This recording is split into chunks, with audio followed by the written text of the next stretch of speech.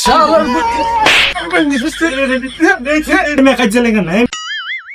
আরে অনেক দেরি হয়ে গেছে, তাড়াতাড়ি আয়। ওই বেটা এই জন্য মারামারি লাগছে। তাড়াতাড়ি আয় বেটা।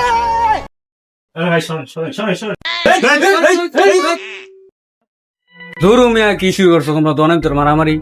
আর মিয়া কই না হ্যাঁ আমার মাথার ভিতরে মিয়া পানি ঢেলে দিছে দোকানদার। ধরো মিয়া কই না হ্যাঁ, এটা ফাউল একটা লোক। আচ্ছা ভাই আমি দেখতেছি।